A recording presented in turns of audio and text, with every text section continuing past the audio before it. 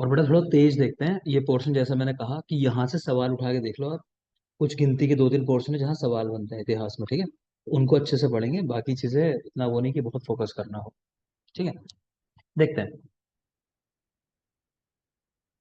तो कुछ प्रमुख काल।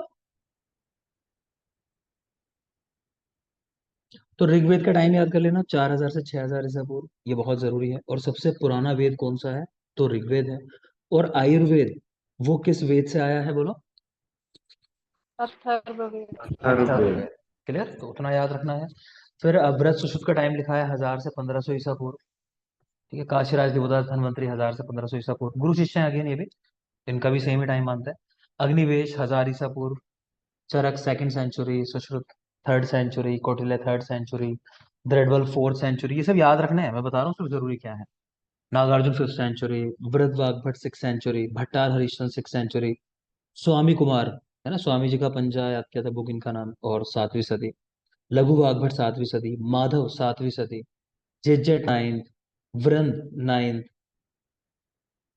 इतने तो जरूरी हैं बिल्कुल, जो याद होने चाहिए। इसके बाद टुकड़ों में अगर बात करूं, गैदास, तो दा से दास, दा से दस, चंद्रट, दा से दस, दा से मतलब चंद्रट में दा, और 10वीं सदी। ऐसी चंद्र नंदन, तो अगेन दा आ रहा है 10वीं।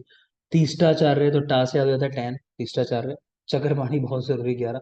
तो सारे याद करने देख पा रहे होगे, मैं कुछ छुड़वा ही नहीं रहा हूँ लगभग यार, क्योंकि सारे जरूरी हैं।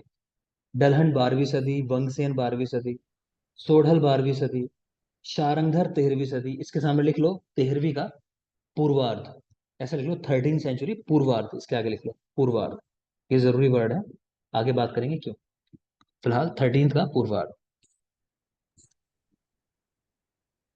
ठीक है, बाकी नहीं याद करोगे तो भी काम चलेगा। आठवल याद कर लेना, 14th सेंचुरी। आठवल। भाव प्रकाश 16वीं सदी, ये याद कर लेना। बाकी इतने खास नहीं है, का टाइम में नहीं कह रहा, याद करो आप। मन है कर पाओ तुमको कर लेना। ठीक है, अब आ जाते हैं नेक्स्ट पार्ट के ऊपर। आचार्य प्रियव्रत शर्मा की कुछ प्रमुख पुस्तकें। ठीक है, प्रियव्रत शर्मा की बुक्स में ध्यान से देखोगे। द्रव्य गुण विज्ञानम, चरक समज्ञा, पुष्पायुर्वेद, आयुर्वेद का बृहत और वैज्ञानिक इतिहास, द्रव्य गुण। माइक ऑफ कर लेंगे बेटा, किसका माइक ऑन है? हम्म। द्रव्य गुण विज्ञानम, चरक समज्ञा, पुष्पायुर्वेद, आयुर्वेद का बृहत और वैज्ञानिक इतिहास, द्रव्य गुण सूत्रम, प्रिय निघंटु, चरक Chintan, Vagbhata Vivechan, Shadang Sharir, Shodashang Hridayam, classical uses of medicinal plants, Ayurveda Darshanam, Nama रूप विज्ञानम, षड रस निघंटु और अभिधान रत्नमाला। ठीक है, तो देख के लग रहा होगा सर तो सारे नाम बता रहे हैं, तो बेटा सारे ही जरूरी हैं। इसके ऊपर टाइम टू टाइम क्वेश्चंस आए हुए हैं। ठीक है, याद करने का थोड़ा सा कोशिश करते हैं। एक तो बहुत जरूरी बुक है इनकी, द्रव्य गुण विज्ञान, ये याद होनी चाहिए, द्रव्य गुण विज्ञान जो पूछी जाती है। एक ये पुष्प आयुर्वेद बहुत जरूरी बुक है, पुष्प आयुर्वेद, द्रव्य गुण विज्ञानम, पुष्प आयुर्वेद। एक देख रहे हो आयुर्वेद का बृहत और वैज्ञानिक इतिहास, ये बहुत पूछता है, आयुर्वेद का बृहत व वैज्ञानिक इतिहास। षोडशांग हृदयम, ये बहुत जरूरी है, षोडशांग हृदयम। और ये लास्ट में देख रहे हो षड्रस निघंटु, जिसको अभिधान रत्नमाला भी कहा जाता है, ये क्वेश्चन भी आ चुका है एग्जाम में। तो ये तो हो गई बहुत जरूरी वाली, जो आपको बिल्कुल याद करनी है। एक बार फिर से देख लेते हैं याद करने के लिए, थोड़ा सा रह जाए माइंड। तो द्रव्य गुण विज्ञानम, चरक समज्ञा, पुष्प आयुर्वेद, आयुर्वेद का बृहत और वैज्ञानिक इतिहास, आयुर्वेद का बृहत और वैज्ञानिक इतिहास, द्रव्य गुण सूत्रम, देख रहे हो द्रव्य गुण विज्ञानम है, फिर यहाँ द्रव्य गुण सूत्रम है, चरक समज्ञा भी है और चरक चिंतन भी है। ठीक है, द्रव्य गुण सूत्रम, द्रव्य गुण विज्ञानम, चरक समज्ञा, चरक चिंतन। प्रिय निघंटु इन्हीं के नाम पे है, तो रटने की जरूरत ही नहीं है आपको, प्रिय निघंटु। पुष्प आयुर्वेद वो काफी जरूरी है। तो चरक चिंतन, चरक समज्ञा है, और वाग्भट विवेचन है, वाग्भट विवेचन। षडंग शरीर, यही सामने लिख लो, लिखो चरक सुश्रुत, चरक सुश्रुत। शरीर में मतलब 6 अंग कहे मेनली, षडंग शरीर कहा उन्होंने। और यही लिख लो भाव प्रकाश, उन्होंने अष्टांग शरीर कहा कि 8 अंग है शरीर के। ठीक है। तो मेन होते हैं अंग 6 या 8, और इनसे लगे हुए जो बाकी जिनको हम अंग समझते हैं, तो आयुर्वेद उनको प्रत्यंग कहता है, प्रत्यंग। ये है मेन 6 अंग या 8 अंग। चरक सुश्रुत के 6, वहां प्रकाश के 8। खैर, बुक का नाम है षडंग शरीर और षोडशांग हृदयम। षोडशांग है हृदय के। तो एक सवाल का जवाब दोगे। सोनल। सोनल, बेटा pathological G Q wave, pathological Q wave से क्या समझते हो? सर, एम आई। हाँ बेटा, एम आई, ठीक है। सर, एम आई। ठीक है बेटा, है ना, तो पास्ट एम आई को बताता है कि हुआ है कहीं, मतलब ऐसा। ठीक है। तो वाग्भट विवेचन, षडंग शरीर, षोडशांग हृदय, याद रखना, षडंग शरीर और Shodashang Hridaya. Classical uses of medicinal plants, medicinal plants, classical uses. Ayurveda Darshan, Nama Rupa Vigyan. Ayurveda Darshan, Nama Rupa Vigyan. Shipra, yes sir. वो तत्वविद नहीं है जो सिर्फ नाम जानता है किसी पौधे का, ठीक है, या उसको पहचानना आता है। वो है जो उसका मेडिसिनल यूज भी जानता है। ये किसने कहा और कहाँ कहा? तत्वविद। आकाश, सूरज,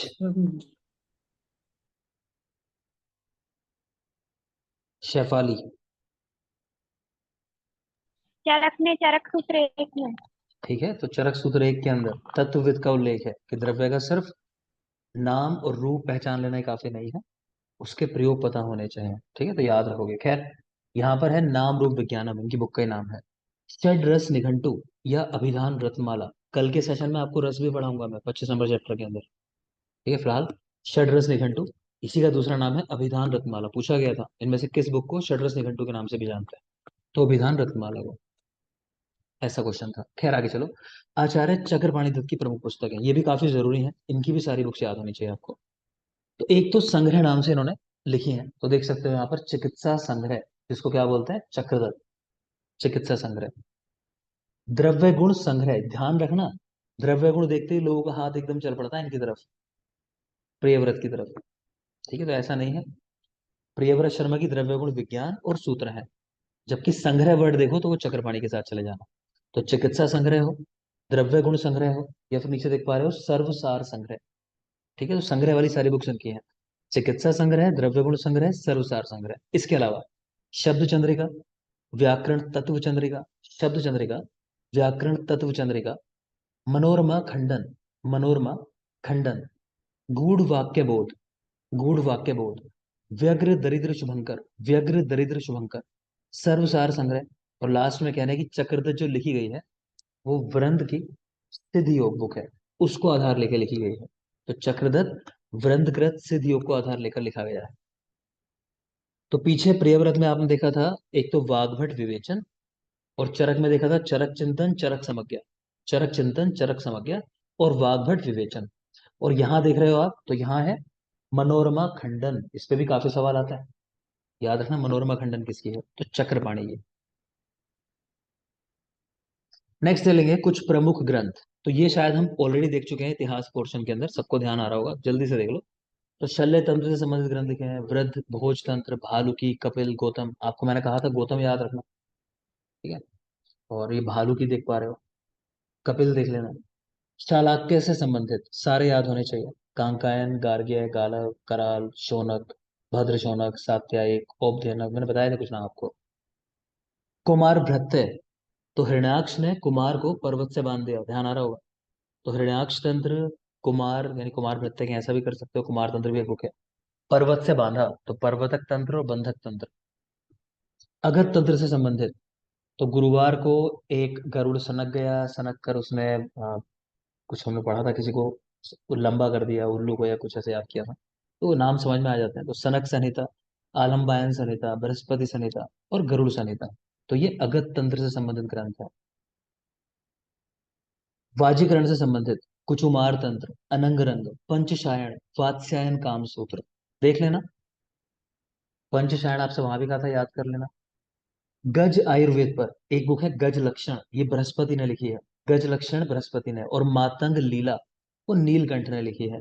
याद करने के लिए, तो मातंग लीला, जिसमें लीला वर्ड आ रहा है, मतलब ला और ला आ रहा है, उसका आंसर भी ला वाला है, नीलकंठ ऐसा करके। तो मातंग लीला, तो नीलकंठ। बाकी गज लक्षण में भी ला आता है, लेकिन सिंगल ही ला आता है। उसका आंसर है बृहस्पति। तो गज लक्षण बाय बृहस्पति, मातंग लीला बाय नीलकंठ। गव आयुर्वेद के चिकित्सक थे, ठीक है, मतलब गोवंश जो है उसकी चिकित्सा। तो सहदेव, है ना, नकुल सहदेव ने, मतलब ऐसा मानते हैं, उन्होंने भी लिखा, तो यहाँ देख पा रहे हो। तो गव आयुर्वेद सहदेव की है, और अश्व शास्त्र जो है वो नकुल का है। महाभारत में थे ना दोनों भाई, नकुल सहदेव, पांडवों में। तो गव आयुर्वेद के चिकित्सक सहदेव। मृग पक्षी शास्त्र के चिकित्सक हंसदेव, खुद ही पक्षी है, नाम ही है इनका हंस, है ना, तो अपने साथ वालों के लिए कुछ लिख दिया, मृग पक्षी शास्त्र। चलो वही पक्षियों पे भी कुछ लिख दे, नाम से याद हो जाता है, मतलब हंसदेव। अश्व चिकित्सा पर कुछ ग्रंथ है, अश्व वैद्यक, तो जयदत्त और दीपंकर कृत, उन्होंने लिखी है अश्व वैद्यक। अश्व शास्त्र जरूरी है हमारे, नकुल, ये याद रखना, अश्व शास्त्र बाय नकुल, ऊपर गव आयुर्वेद बाय सहदेव। ये हंसदेव वाला क्वेश्चन भी आ चुका है, ध्यान रखना इसको भी। शालिहोत्र संहिता, तो भोज ने लिखी है, शालिहोत्र संहिता भोज। है लीलावती, इसमें लिखवाया होगा आप लोग को, मल्लीनाथ लिखवाया, क्या लिखवाया बेटा, किसी के पास लिखा हो तो बोल दो। मल्लीनाथ। सर मल्लिनाथ और भोज दो लिखवाए हैं। अच्छा, भोज की भी लिखवाई है लीलावती। हाँ ठीक है, सर, स्लैश करके भोज भी लिखवाया है आपने। ठीक है बेटा, तो मेन तो मल्लीनाथ लिखो, कहीं गाइड में क्वेश्चन वगैरह मिला होगा इसलिए लिखवा दिया होगा, तो मल्लीनाथ हम याद रखते हैं, मल्लीनाथ मेन ले। तो अगेन वही है लीला और मल्ली, है ना, डबल आ लग रहा है, तो उसका याद हो जाता है लीला, तो मल्लीनाथ। बाकी बता रहे हैं कि भोज ने भी इस नाम से, कहीं गाइड में आपके क्वेश्चन है वहां भोज लगवा रखा है आंसर, ठीक है ना। आगे चले, कुछ प्रमुख वर्ष, किस वर्ष में क्या घटना हुई। इसमें कुछ करेक्शन होंगे, जो करेक्शन है बेटा बताते रहना, क्योंकि मैं अभी बुक लेकर नहीं हूँ, मैं ऐसे बैठा हूँ, तो बता देना कि करेक्शन कराया तो मैंने। तो कलकत्ता में संस्कृत कॉलेज की स्थापना 1825। इस कॉलेज में भारतीय यूरोपीय चिकित्सा की कक्षाएं प्रारंभ हुई, इन पे मेहनत नहीं लगानी है आपको, देख लो बस। 1825, समझ सीख जाएगा ये भी जल्दी आयुर्वेद। तो कलकत्ता में संस्कृत कॉलेज की स्थापना 1825। इस कॉलेज में भारतीय यूरोपीय चिकित्सा की कक्षाएं प्रारंभ हुई 1827। कलकत्ता में मेडिकल कॉलेज की स्थापना हुई 1835 में। जयपुर के संस्कृत कॉलेज में आयुर्वेद शिक्षण प्रारंभ हुआ 1865 के अंदर। इन पे नहीं आते सवाल, ठीक। आगे देखो, ये जरूरी पॉइंट है यहाँ से। अखिल भारतीय आयुर्वेद महासम्मेलन की स्थापना हुई 1907 में, इसको याद रखोगे। अखिल भारतीय आयुर्वेद महासम्मेलन कब हुआ, ये सवाल आ चुका है एग्जाम में, 1907। और इसके अध्यक्ष कौन थे और कहाँ पर हुई थी ये, महासम्मेलन कहाँ हुआ था, तो नासिक में हुआ था, और इसके अध्यक्ष थे शंकर दाजी पदे शास्त्री, शंकर दाजी पदे शास्त्री। नेक्स्ट है आयुर्वेद विद्यापीठ की स्थापना हुई। तो आयुर्वेद विद्यापीठ, ठीक, इसी में छिपा हुआ पीठ और आठ, ऐसा करके हम याद रखते हैं। तो आयुर्वेद विद्यापीठ की स्थापना हुई 1908 में। अहमदनगर में आयुर्वेद कॉलेज की स्थापना हुई 1916। अगेन ये दो चार पॉइंट जो है जरूरी नहीं है, जल्दी से देख लोगे,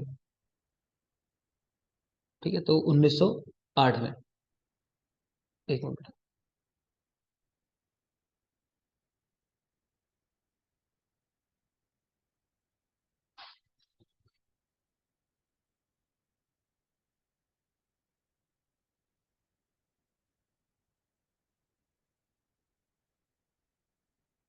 ठीक है, देखेंगे।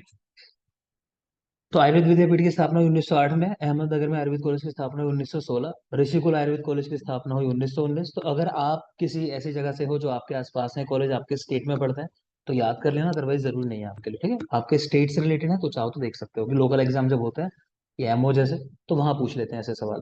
बाकी जरूरी नहीं है अभी याद करना है। तो नेक्स्ट है तिबिया कॉलेज, 1921 में स्थापना हुई तिबिया कॉलेज की। गुरुकुल कांगड़ी कॉलेज की स्थापना हुई 1922 में। मद्रास आयुर्वेद कॉलेज 1925। पटना आयुर्वेद कॉलेज 1926। तो ये हमारे लिए जरूरी नहीं है, आप जिस स्टेट के हो, आपका कोई सा कॉलेज है इनमें से, तो याद कर लेना, आपके आसपास है आपका कॉलेज, तो याद कर लो। नेक्स्ट चलिए, भारतीय चिकित्सा परिषद की स्थापना हुई 1926 में, ये याद रखना आपको।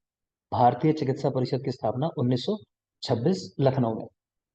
काशी हिंदू विश्वविद्यालय में विधिवत आयुर्वेदिक कॉलेज प्रारंभ हुआ 1927 में। काशी हिंदू विश्वविद्यालय, विधिवत आयुर्वेदिक कॉलेज प्रारंभ हुआ, BHU 1927। अगेन कोई वहां का है तो याद कर लेना। जयपुर में पृथक आयुर्वेद कॉलेज प्रारंभ हुआ 1946। लखनऊ में आयुर्वेद कॉलेज की स्थापना हुई, तो यहाँ लिखा है 1954, मैंने शायद 1900 क्या कराया, 45 52 कराया होगा, 1952 1948। 48। चलो मैं अपना ही कॉलेज भूल गया, सही कर लो आप, 1948। ऐसा होता है ना, आप जब कॉलेज में होते हो सोचते हो कि एक बार निकल जाऊं, सारी यादें मिटा दूं, है ना। जैसे आपको लगता है कि 10th क्लास जो है ये बड़ी बेकार थी, 12th में बड़ा अच्छा करना है, 10th तक की सारी मेमोरी मिटा दो, तो 12th करके लगता है ये तो बड़ा बेकार था।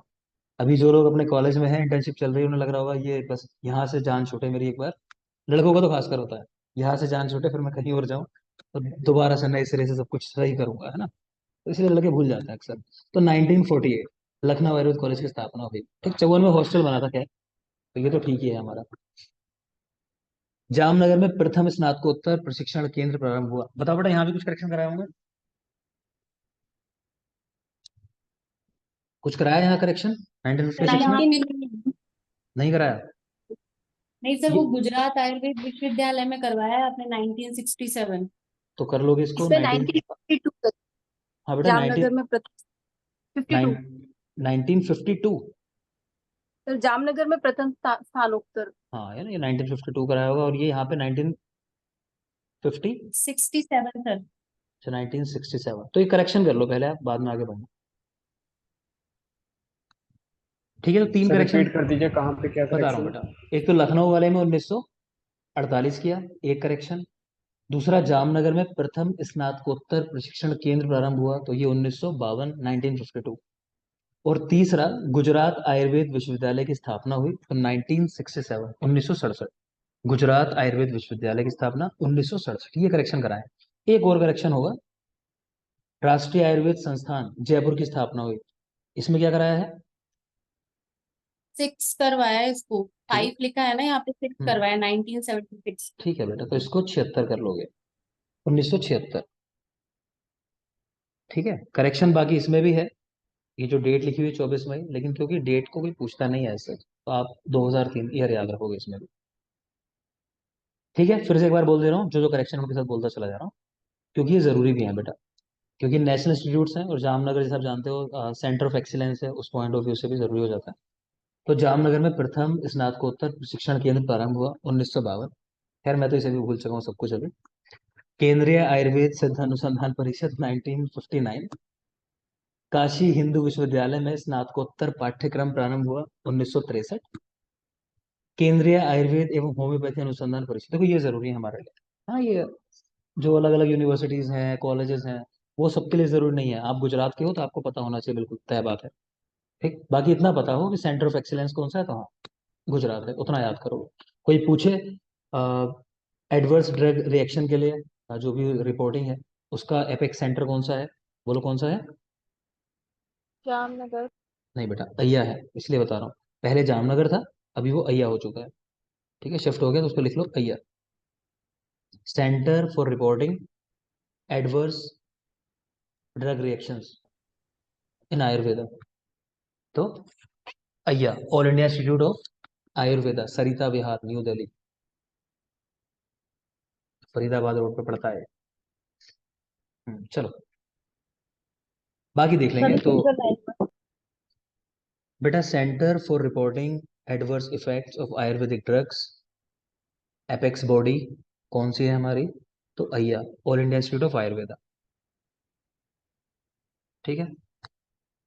बाकी सब सेंटर्स हैं तो उनकी बात नहीं करेंगे, जामनगर भी है जैसे। आगे चलिए। तो जो याद करने हैं वो दोनों ये हैं, केंद्रीय आयुर्वेद एवं होम्योपैथी अनुसंधान परिषद की स्थापना 1969 के अंदर। गुजरात आयुर्वेद विश्वविद्यालय की स्थापना, ये चाहो देख लो 1967 में, क्योंकि ये क्या है, कुछ समय पहले तक ओनली यूनिवर्सिटी थी वर्ल्ड के अंदर, ठीक है, आयुर्वेद की ओनली यूनिवर्सिटी थी। और सबसे पहली तो है ही, इस पे भी सवाल आ जाता है, which was the first university of Ayurveda, तो यही है, ठीक है, जामनगर, गुजरात वाली, ठीक है, तो याद रखोगे। आगे चलिए, सीसीआईएम एक्ट 1970 में आया, तो सीसीआईएम एक्ट का जीओ कह रहे हैं 1971 में आया, तो आपको कहीं 70 मिलेगा किसी किसी क्वेश्चन में, कहीं 71 देगा, कुछ भी दे आंसर लगा देना है, ठीक है।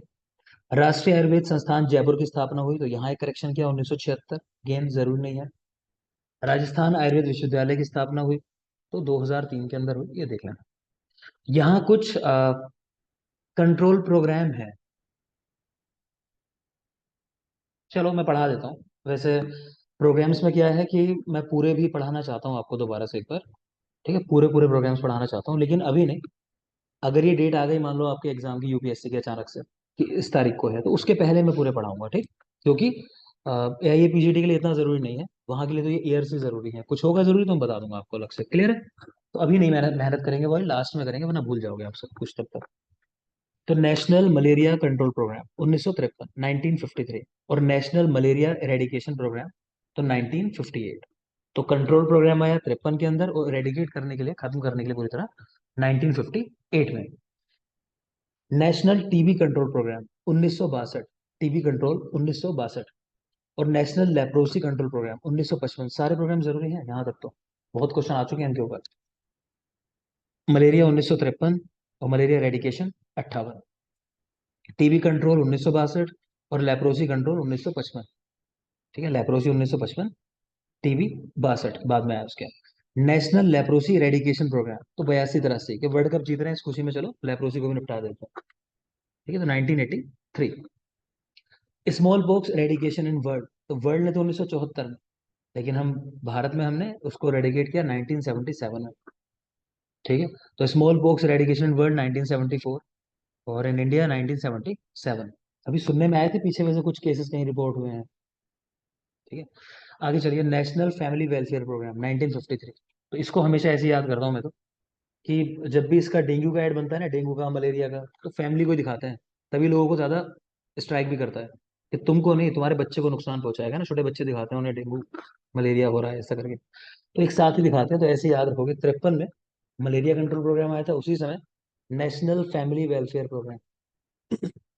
ठीक है ना, फैमिली वेलफेयर। अगला है foundation of Indian red cross society 1920, है ना। तो एक डायरेक्टर है विक्रम भट्ट, उसकी मूवी आती रहती है बार बार, 1920, 1920 रिटर्न्स, 1920 लंदन, 1920 अब कहीं और आ रही है, कहीं और, है ना। तो मूवी बनाता रहता है, तो उसमें एक चीज दिखाता है, या तो हनुमान चालीसा या रेड क्रॉस, मतलब रेड क्रॉस नहीं, क्रॉस, कि घोस्ट को किससे भगाना है, तो वैसे ही याद कर सकते हो। तो foundation of Indian red cross society 1920। ठीक है, 1966 separate department for family planning was established. ये भी एक क्वेश्चन आ चुका है एग्जाम में कि फैमिली प्लानिंग 1966। दुनिया में कौन सा देश था जिसने सबसे पहले फैमिली प्लानिंग प्रोग्राम जो शुरू किया, पता है। इंडिया। इंडिया इधर था, इंडिया। इंडिया। इंडिया है, लिख लेना, सवाल आ चुका है एग्जाम में, यूपीपीएससी में आया था। ठीक है, तो 1966 separate department for family planning was established. 1956 central health education bureau was established, देख लेंगे, वो खास है। अगली चीजें बहुत जरूरी है। अप्रैल 7 1948 WHO वाज एस्टैब्लिश्ड। बहुत आसान क्वेश्चन है बेटा, ये एग्जाम में ऐसे क्वेश्चन होते हैं, समझ लेना, कि लोगों को लगता है ये तो पूछेगा नहीं, और मुझे आता है, और एग्जाम में पता नहीं लोग कंफ्यूज हो जाते हैं कि 48 था 45 था, ये 48 था या 49 था या 50 था। और वो फिर ऐसा सवाल गलत होता है कि सभी का सही है, बस अकेले आप ही गलत होते हो। आप 1000 लोगों से पूछोगे, सब कहेंगे तो सही है ना। तो ऐसे क्वेश्चन में गलती बिल्कुल जायज नहीं होती, ये ले जाते हैं सिलेक्शन से दूर अगर गलत कराए तो अप्रैल 7 1948 WHO। December 11 1946 UNICEF was established. UNICEF 1946, इससे पहले बन गया था WHO से। ठीक है, लेकिन WHO ने ओवरटेक कर लिया इसके फंक्शंस को, तो फिर बाद में इसने अपना जो है फील्ड चेंज कर दिया यूनिसेफ ने। मेनली किसके बारे में काम करने लगा फिर ये, इस पे सवाल आता है। बच्चों के लिए बच्चों के, एक वर्ड और है बस, बताऊंगा, वो चलो आगे। चाइल्ड हेल्थ हेल्थ, मतलब वो खाना और उसके लिए करने लग गया बेटा फीमेल एजुकेशन। न्यूट्रिशन हाँ। वाला जो है से बिल्कुल वो भी जुड़ा था ना सर, अभी क्या नाम है वो, सॉफ्ट। आपके सारे सवालों के जवाब यहाँ लिखे हुए हैं, जो जो चीजें आप कह रहे हो ना। एक मिनट,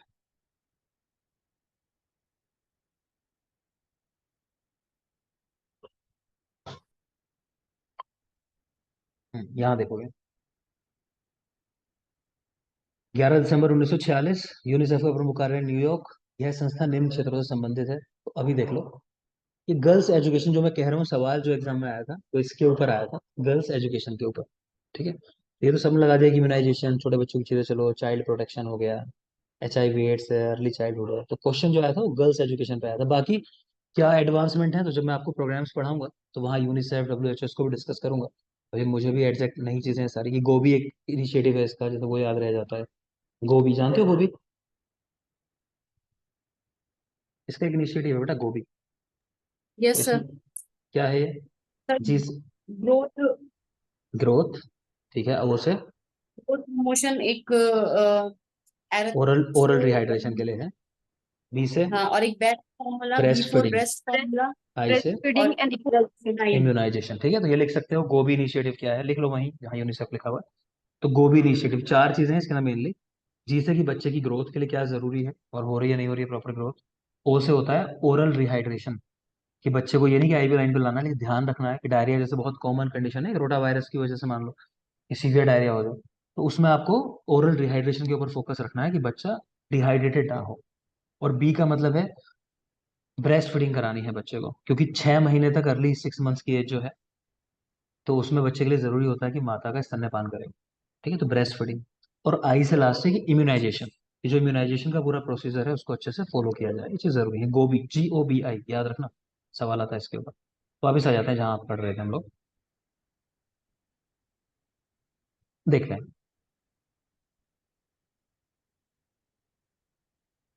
तो December 11 1946 तो यूनिसेफ वॉज एस्टैब्लिश्ड। आगे चलोगे, आयुर्वेद की कुछ प्रमुख पत्र पत्रिकाएं जल्दी से देख लोगे क्योंकि रटना ही है आपको। हिंदी का प्रथम मासिक पत्र आरोग्य सुधा निधि 1901 में प्रकाशित हुआ था। सुधा निधि मतलब आरोग्य हटा दिया, सुधा निधि रह गया सर। 1907 से गया से प्रकाशित। ठीक है, तो मैं ऐसा करता हूँ कि आरोग्य गया है ना, सुधा निधि रह गया सर, समझे ना। तो सुधा निधि 1907 गया से प्रकाशित। धनवंतरी, ये जरूरी है बेटा, धनवंतरी 1924 से अलीगढ़ से प्रकाशित। याद रखने के लिए मेरा तरीका है कि जिसे कहते हैं 24/7, है ना, कि भगवान धनवंतरी हमारी रक्षा कर रहे हैं। मान लो जितने हॉस्पिटल्स होते हैं वो लिखा होता है कि इमरजेंसी केयर भी हमारे यहाँ 24/7 ओपन है। तो उस तरह कर सकते हो कि 24 में है धनवंतरी। ठीक है, तो धनवंतरी 1924 से अलीगढ़ से प्रकाशित। स्वास्थ्य है 1953, अभी पीछे पढ़कर आए थे। Malaria control program, family welfare, तो फैमिली का स्वास्थ्य है, ऐसा करके याद कर सकते हो। तो 1953 से ये भी है। कृष्ण गोपाल आयुर्वेद भवन कालेड़ा अजमेर से प्रकाशित होता है। नेक्स्ट है सचित्र आयुर्वेद 1948 से पटना से प्रकाशित, है ना, सचित्र आयुर्वेद। तो आयुर्वेद के बच्चों से पूछो अगर कि सबसे बड़ी समस्या तुम्हारी क्या है, तो दो ही समस्याएं होती है। पहला कि सब कुछ संस्कृत के अंदर है, दूसरा कि कहीं फोटोज नहीं है, बुक्स बोरिंग है ना। तो देख लो सचित्र आयुर्वेद, इन्होंने देखा इस समस्या को। 1948 से पटना से प्रकाशित, सवाल आया हुआ है इसके ऊपर भी। सचित्र आयुर्वेद कि हम जैसे ही आजाद हुए पहला काम हमने ये किया 47 में आजाद होने के बाद, 48 में सचित्र आयुर्वेद निकाल दिया। ठीक है, नेक्स्ट है आयुर्वेद विकास 1952 से डाबर इंडिया लिमिटेड। तो आयुर्वेद तो पता नहीं, पर डाबर का बहुत विकास हो गया, बहुत बड़ी बिल्डिंग है, जाओगे तो घूम नहीं पाओगे शायद एक दिन में। तो आयुर्वेद विकास 1952, डाबर इंडिया लिमिटेड कलकत्ता से प्रकाशित। फिर है निरामय, ये अहमदाबाद से प्रकाशित है। ठीक, तो एक नजर डाल लेना, जरूरी वाले बता रहा हूं मैं। फर्स्ट चीज हमेशा जरूरी होती है, जो पहला किसने काम किया, तो आरोग्य सुधा निधि, ये पहला हिंदी मासिक पत्र है, एक तो ये याद रखोगे जरूर। धनवंतरी 1924, वो याद कर लेना। सचित्र आयुर्वेद 1948, इसको याद कर लेना। इतने जरूरी है, बाकी आपका मन है देख लो। प्राचीन कालीन आयुर्वेदीय शिक्षा के कुछ प्रमुख केंद्र, तो काय चिकित्सा पश्चिमोत्तर भारत। तो काय चिकित्सा के लिए क्या फेमस था, पश्चिम और उत्तर भारत जो है ये। शल्य तंत्र मध्य प्रदेश और काशी। तो काशी को तो मैं हमेशा कहता हूँ साहू सर, सब लोगों ने नाम सुना होगा शायद, ज्यादातर लोगों ने। ठीक है, तो साहू सर जो है वो सर्जरी के ही हैं। तो शल्य तंत्र काशी का अच्छा है, इसलिए बच्चे वहां सर्जरी में जाना चाहते हैं। नेक्स्ट है शालाक्य, तो विधेय मिथिला प्रदेश। शालाक्य तंत्र विधेय यानी मिथिला प्रदेश।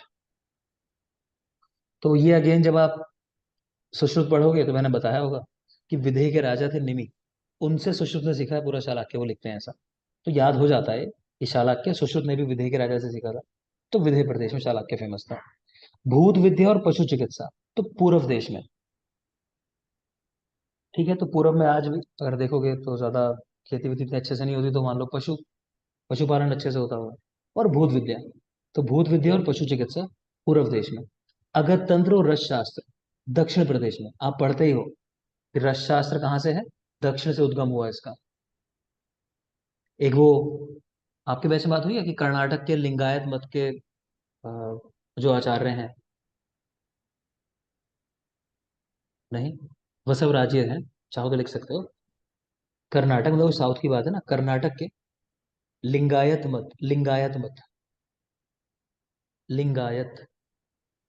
मत से आते हैं कौन, वसव राज्य। इन्होंने अपनी प्रशंसा में एक श्लोक लिखा है कि कलयुग में अगर कोई ग्रंथ था तो वो चरक संहिता थी, ऐसा करके। कलयुग नहीं, सॉरी, क्या द्वापर में लिखा है ना शायद, छोड़ो उतना नहीं बता रहा मैं, लास्ट का सुन लो जो मुझे याद है एग्जैक्ट। लास्ट में उन्होंने लिखा है कि कलयुग के अंदर वसव राज्य है, मतलब मेरा टाइम है, तो उतना याद रखो, बाकी पढ़ेंगे तो दिखाऊंगा मैं। ठीक है ना। तो काय चिकित्सा पश्चिमोत्तर भारत, शल्य तंत्र मध्य प्रदेश और काशी, शालाक्य विधेय यानी मिथिला, भूत विद्या पशु चिकित्सा पूर्व देश, पासे पशु पासे पूर्व, ऐसा भी याद कर सकते हो। अगत तंत्र रसशास्त्र दक्षिण प्रदेश, स्पेशली याद रखना रसशास्त्र का उद्भव जो है काफी बाद में हुआ है और वो दक्षिण से माना जाता है। कुछ प्रमुख पुस्तकें और उनके लेखक, भाई देखो ये पार्ट भी आपके रटने का है, तो डाल दें इसे कल के लिए, क्योंकि आप पे समय तो ज्यादा है नहीं, एग्जाम तो बहुत पास है आपका, तो ये तो आपके कैलिबर को टेस्ट करने वाली बात है, क्योंकि करना ही पड़ेगा कि कौन कर पाएगा कौन नहीं कर पाएगा। तो कल जब आओगे तो ये नाम भी याद होंगे आपको। चलो 2 दिन दिए, कल और परसों में, ठीक है। कल और परसों के अंदर नाम याद करने में जल्दी से पढ़ा दे रहा हूँ, क्योंकि मैं ये बता दूंगा कौन सा ज्यादा जरूरी है, वो तो कम से कम याद ही होना चाहिए। जल्दी जल्दी देखो। तो खरनाथ संहिता भट्टार हरिश्चंद्र, आप जानते हो। तो भट्टार हरिश्चंद्र ने खरनाथ संहिता का प्रति संस्कार किया, और चरक के ऊपर भी एक टीका लिखी है। पहली टीका कौन सी है, चरकन्यास। चरकन्यास। चरकन्यास, ठीक है। आगे देखिए सिद्ध सार संहिता रवि गुप्त। तो रवि ने खुद को सिद्ध कर दिया, हम ऐसा करते हैं कि हर रोज रवि सूर्य जो निकलता है, ऐसा याद कर लो कि रोज सिद्ध करता है ना, कि रात के बाद सुबह भी होती है, कि रोज अपने आप को निकल के सिद्ध करता है, ऐसा याद कर लो। तो रवि गुप्त सिद्ध सार संहिता, एग्जैक्ट ना रटे कोई बात नहीं है, आइडेंटिफाई कर लोगे तो चलेगा, वही चाहिए मुझे। कलह दास कलह संहिता, नाम में ही कलह है जिसके, वो कलह ही करेगा। आयुर्वेद प्रकाश पंडित केशव, ठीक है। आयुर्वेद में प्रकाश जो किया वो केशव ने किया। केशव वैसे शंकर भगवान को कहते हैं, और अगर आयुर्वेद को देखोगे आप, तो जो प्रथम चिकित्सक थे तो वो भगवान रुद्र ही थे, अगर वैसे भी जानना चाहते हो तो। भगवान रुद्र जो है शंकर, वो पहले चिकित्सक थे, तो उनके नाम से भी याद कर सकते हो कि आयुर्वेद में प्रकाश लाने वाले तो केशव ही हैं, मतलब भगवान शंकर ही हैं। और इवन रसशास्त्र में तो आप पढ़ोगे कि आद्य प्रवर्तक कौन है रसशास्त्र के। जैसे आप चरक के टाइम में क्या पढ़ते हो कि आयुर्वेद का अवतरण जो हुआ ब्रह्म जी ने किया, आयुर्वेद को स्मरण किया उन्होंने, है ना। ऐसे ही जब हम लोग रसशास्त्र पढ़ेंगे ना, तो वहां आप देखोगे कि उसके आद्य आचार्य कौन है, तो भगवान शंकर को माना गया है। हाँ, सबसे प्रधान जो है शिव जी हैं, उन्हीं की पूजा होती है नर नारीश्वर रूप में, या अर्ध नारीश्वर कह लो, या आधे पुरुष आधे स्त्री का रूप है, मतलब शक्ति और शंकर, ऐसा करेंगे। खैर, तो आयुर्वेद प्रकाश पंडित केशव, सिद्धांत निदान गणनाथ सेन, बोलो अंजन निदान, अग्निवेश। अग्निवेश, अग्निवेश। ठीक है। चिकित्सा कलिका तीसराचार्य, सब जरूरी है, मैं इसलिए कुछ कह नहीं रहा हूँ। चिकित्सा कलिका तीसराचार्य, चक्रदत्त, चक्र संग्रह, चिकित्सा संग्रह चक्रपाणी, चिकित्सा सार संग्रह वंगसेन की है, याद रखना। चिकित्सा सार संग्रह वंगसेन की है। चिकित्सा सार तंत्र, देखो तंत्र बड़ी चीज होती है ना, तो वो अश्विनी कुमारों का है। और संग्रह ग्रंथ तो बहुत इजी होते हैं लिखने, तो ये वंगसेन का है। ऐसे भी याद कर सकते हो, वंगसेन में अंक की बिंदी लगती है ऊपर, इसको यहाँ भी लग रही है, संग्रह में तंत्र में भी, छोड़ो वैसे मत करो। तो सर चिकित्सा, आयुर्वेद प्रकाश रसशास्त्र में उसकी भी है, माधव उपाध्याय करके भी है एक। हाँ बेटा सही कह रहे हो, केशव की भी है, लिख लो चाहो तो, माधव उपाध्याय उनकी भी है। और ज्यादातर माधव उपाध्याय ही मिलेगा आपको, केशव नहीं मिलेगा आंसर में, माधव उपाध्याय ही मिलेगा, तो स्पेशली वो तो याद ही कर लेना, ठीक है। आगे चलते हैं। तो चिकित्सा सार संग्रह जो है वो वंगसेन का है, और संग्रह आसान चीज है तो वंगसेन ने लिखी है। तंत्र पूरा अश्विनी कुमार ने लिखा है। व्याधि निग्रह आचार्य विश्राम, सोचो व्याधि का निग्रह कर दिया आपने, दूर कर ली, तो क्या होगा, विश्राम मिलेगा, आराम मिलेगा जीवन में। चिकित्सा आदर्श पंडित राजेश्वर दत्त शास्त्री, एक बॉलीवुड में एक ग्रुप है, अगर आप जानते हो, राजश्री प्रोडक्शंस, तो बहुत फैमिली मूवी बनाता है, शायद ये उन्हीं की है। हम साथ साथ हैं, हम कौन कौन कौन है, हम कौन है क्या, एक मूवी वो सलमान खान की थी पुरानी, हम आपके हम आपके हैं हम कौन। हम आपके आपके हैं कौन। हाँ, है ना। तो ऐसी ऐसी मूवीज जो है वो राजश्री प्रोडक्शन की है, शायद उसी की होगी, वो भी देख लेना।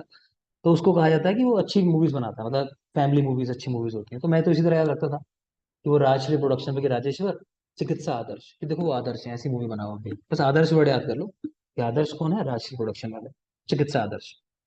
योग रत्न समुच्चय तो चंद्रट, योग रत्न समुच्चय चंद्रट, ये याद रखनी है, जरूरी है। राज मार्तंड राजा भोज नहीं याद करनी, समझ आ रही होगी। गद निग्रह सोढल बहुत जरूरी है, द्रव्य गुण में भी याद कराऊंगा, तो गद निग्रह बाई सोढल। शत श्लोकी बोपदेव याद रखना, शत श्लोकी बोपदेव, 100 श्लोक यानी कि बोपदेव, ठीक है। वैद्य मनोरमा, वैद्य कालिदास, तो वैद्य मनोरमा बाय वैद्य कालिदास। पीछे मनोरमा क्या देखी थी, खंडन, मनोरमा खंडन मंडन क्या था पीछे अभी, वो किसकी है, चक्रपाणी की है ना, खंडन। वो चक्रपाणी की है। और ये है वैद्य मनोरमा, वैद्य कालिदास की। बहुत बहुत जरूरी बात है कि रुद्राक्ष का मसूरिका में प्रयोग बताया है, रुद्राक्ष का मसूरिका में प्रयोग, यही लिख लो। अर्कशीर इन पामा, अर्कशीर का प्रयोग पामा डिजीज के अंदर, स्केबीज वहां। और जब लिखा है स्केबीज तो लगे हाथ उसकी भी एक मेडिसिन लिख लो, परमेथ्रिन, स्केबीज में लोकल एप्लीकेशन के लिए परमेथ्रिन, ठीक है। और वैसे रुद्राक्ष क्या करता है ये भी लिख सकते हो, तो कहाँ यूज होता है, तो उच्च रक्तचाप के अंदर, हाइपरटेंशन के पेशेंट्स के अंदर उच्च रक्तचाप में, तो वो भी लिख लेंगे। ये तो स्पेशली वैद्य कालिदास की बात है कि रुद्राक्ष का प्रयोग मसूरिका में करता है, अदरवाइज उच्च रक्तचाप में यूज किया जाता है। सिद्ध भैषज्य मणिमाला, कृष्ण राम भट्ट, सिद्ध भैषज्य मणिमाला, कृष्ण राम दोनों आ गए, ऐसा कर लो एक ही माला के अंदर कहते हैं ना प्रो दिया सब कुछ, तो नाम है मणिमाला, किसकी है, कृष्ण राम भट्ट, तो कृष्ण जी राम जी दोनों की बात कर लो। सिद्ध योग संग्रह यादव जी, यादव जी याद रखो बस, विक्रम विक्रम नहीं याद करने होंगे। सिद्ध योग संग्रह यादव जी। वैद्यक जीवन वैद्य वसंत लोलिमराज, लोलिमराज ये भी याद करा चुका हूँ।